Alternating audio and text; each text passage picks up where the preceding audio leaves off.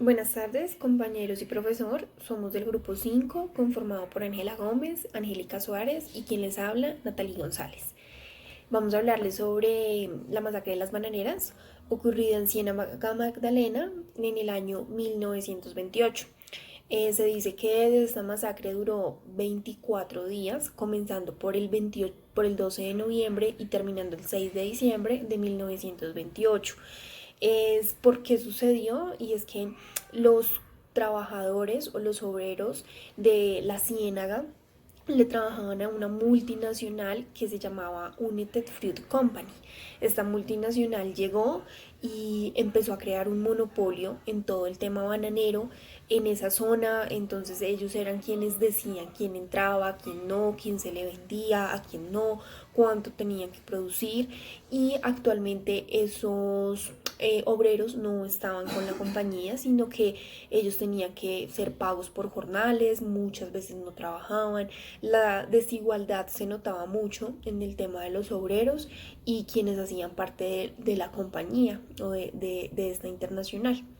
Ellos empezaron a hablar con unos sindicalistas que llegaron de otros países y ellos empezaron a hablarles que tenían unos derechos y esos derechos estaban en una legislación laboral que en ese momento tenía Colombia. Mm, Tal vez la compañía United Fruit Company se aprovecharon que de alrededor de 100 obreros solo uno sabía leer o escribir, entonces se aprovecharon de ese analfabetismo que existía en esa época para no reconocer esos derechos laborales que ellos tenían. Entonces estos sindicalistas vinieron, hablaron con todos los obreros, les dieron a conocer como todos esos temas tan importantes y que ellos tenían todos los derechos. Entonces se llegó la huelga por defender esos derechos, de los cuales ya la mayoría sabía.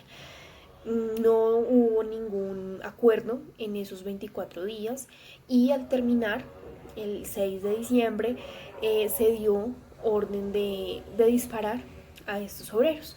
El gobierno reconoció solo 9 obreros muertos, pero según anécdotas y según lo que dice la gente del sector es que fueron alrededor de más de 1000 obreros muertos.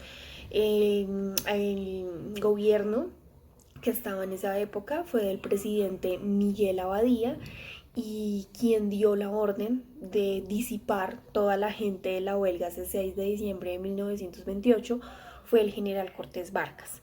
¿Qué nos deja? Buenas tardes, mi nombre es Ángela Gómez, integrante del grupo número 5. Mis compañeras son Natalie y Angélica. Los hechos de desplazamiento forzado en la masacre de las bananeras fueron los siguientes. En el año de 1920, los movimientos revolucionarios habían ganado amplias reivindicaciones en los sectores populares, los cuales sufrían enormes condiciones de desigualdad y miseria. Los trabajadores de la compañía United Fruit Company en ese momento tenían y a sus familias sufrían de enfermedades, falta de acceso a la salud, hambre, carencia de acceso a la educación, entre otros derechos. La situación que sufrían y el clima de luchas populares incentivó a los trabajadores a buscar organizarse para exigir a dicha compañía mejores condiciones laborales. Estas sencillas exigencias fueron rechazadas por las directivas de la empresa, las cuales se negaron a sentarse a dialogar con los dirigentes obreros, de los cuales desconocieron.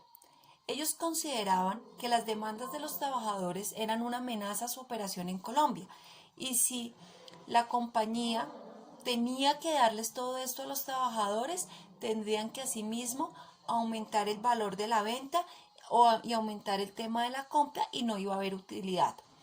La compañía, por lo tanto, se negó a negociar y argumentaba que dichas huelgas podían ser vistas como un paro ilegítimo del trabajo, sino como una rebelión contra la autoridad establecida y fomentada por agitadores extraños al conflicto. Cuando la Unión Sindical de Trabajadores del Magdalena escribió el pliego de peticiones, no solamente envió copias a la Unity Fruit Company, sino también al presidente de la República, al Congreso del Ministerio para que admitiera la legalidad de sus demandas y pidieron a la Oficina General del Trabajo que mediara entre ellos y la Unity Fruit.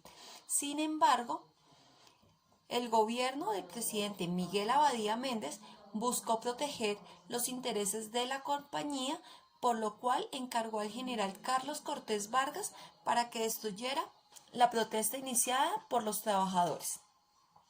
Tras varios días de protestas por parte de los trabajadores y de continuas detenciones que realizaba el ejército, el general Carlos Cortés Vargas y el gobierno y la compañía, y sobre todo la compañía Unit Fruited, presionaron para que la huelga fuera finalizada a toda costa.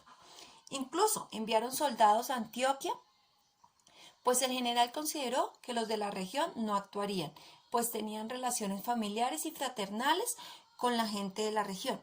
En la noche del 5 de diciembre, el coronel se concentró en la plaza de Ciénaga con un contingente de aproximadamente 300 soldados, traídos de los departamentos de Antioquia y Boyacá. Los manifestantes, quienes estaban preparándose para hacer una movilización pacífica, estaban seguros de que el ejército no dispararía, por lo que nadie inmutó frente a las amenazas del militar. Cuando empezaron los disparos, el horror se apoderó de este pueblo.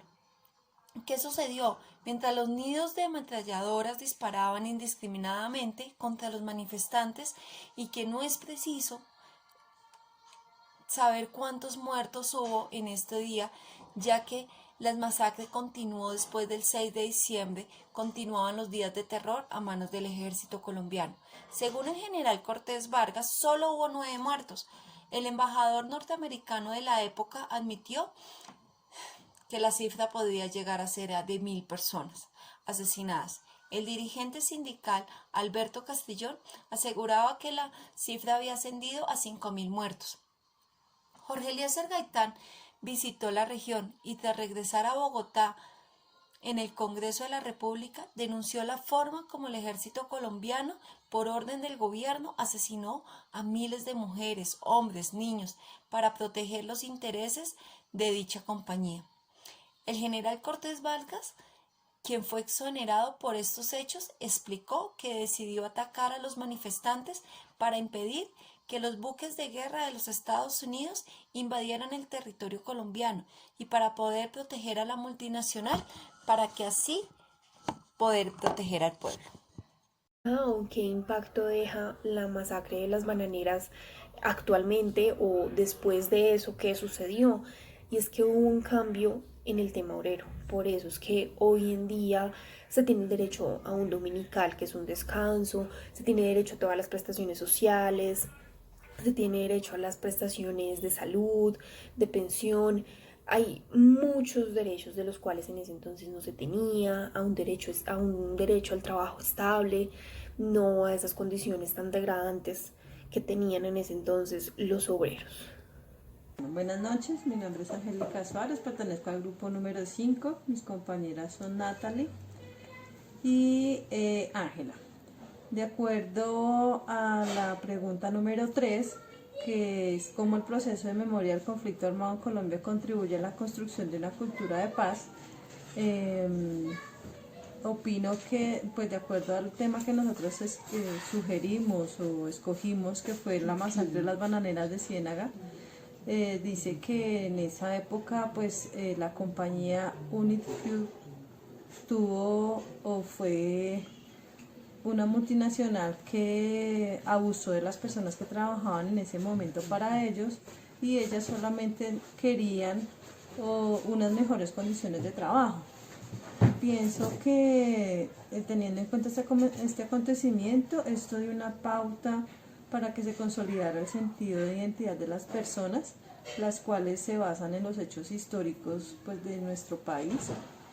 Son importantes para educar nuestra cultura y el amor y respeto hacia los demás. Pues digamos que todo esto para un mejor futuro para las nuevas generaciones, que puedan partir de conocimientos y culturas de nuestros pasados y los hechos ocurridos en épocas anteriores.